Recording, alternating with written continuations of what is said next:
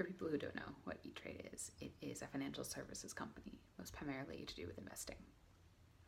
So this ad connects with the audience by making them relate to and root for a character, so that when it's flipped and the character is shown to be lacking, the audience feels the need to fix a mistake that they may or may not have actually made, which in this case would be to use the investing property to make more money. The ad uses nostalgic music and common sufferings to make the audience relate to the character and feel like they need to fix his mistakes. So this ad first establishes a connection with the main character by making him suffer through common sufferings. Like when the kid kicks his seat, or the cabin of the plane is really crowded, or the guy falls asleep on him, or the main character's obvious desire to be somewhere more expensive and comfortable.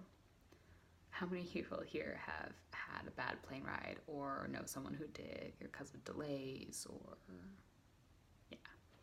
so everyone has an airplane horror story or knows someone who does. That's why this ad works at all, because people can relate to the main character and feel like they can be him or have been him. Even the cabin he's in is in like really muted colors and looks very drab and bad, which enhances the feeling that the place he's in is not the right place. So when choosing actors in a commercial, everything is intentional. The setting, the people, the way that he is, the way that he holds himself. So they chose a really painfully looking normal dude. So the reason they chose this is so that you can put your face over him and see yourself in him. He's a stand-in for the audience, a direct stand-in.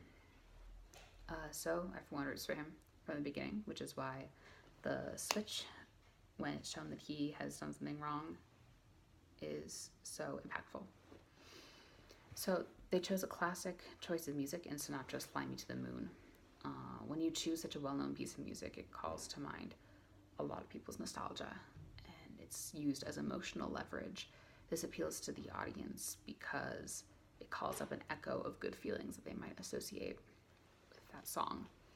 The ad is only 30-second long. It's really short, so it needs all the help it can get, especially with emotion. And using music to manipulate people's feelings in film is a long, long history. People use it in movies and TV shows. It's not just ads, but I think this ad uses it especially effectively.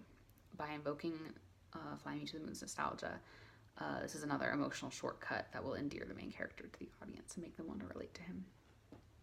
For example, maybe this is because I've watched this ad like a lot of times recently.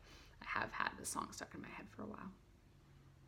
So with the unexpected cutting off after the stewardess smiles is surprising and shocking, but it's funny because it's surprising because you aren't expecting it to happen. The women in the first class look happy, at ease, lit up warm in gold, and everything about their setup is appealing, in contrast to the gray and drab room that the guy was in before. The swell of the music makes the audience think something important is going to happen, especially with the music choice. So when it's cut off in the middle, unexpectedly, it's very funny. The plot twist at the end makes the viewer, who's potentially been seeing himself in the main character, feel a twinge of inadequacy in the same way that the character does. E-Trade is hoping to capitalize on this discomfort in the hopes that it'll get people to use their product more. It might motivate them to use it when they might not have been previously. So, when it comes to effectiveness, this ad works because it doesn't try to do more than it can accomplish in its time, which is very short, and because of the way it plays with people's expectations. Reactions to it were extremely mixed. Some people thought it was really funny. Some people thought that it was kind of offensive, that they would be making fun of their own audience, and thought that it did more harm than it did good. But I think that it's actually successful because it's provocative, but not in an explicitly offensive way. Like, it's not trying to be sexist or racist. It's just trying to provoke the reader, the viewer. I think this way this ad is very effective. Its bias when it comes to its target audience is pretty striking, though. It's obviously trying to appeal to a straight male demographic because it isn't as easy for women to relate to a male character like that, or why would they want to? So I think that they need to put more thought into what the face is of investing, because obviously women have money and want to make more money. So in general, I think it succeeds, and the somewhat strong reactions I've read online have support this. An ineffective ad is one that makes the reader feel nothing, but an effective one makes them feel something, and it's successful as long as they feel anything. So I remember the brand name later.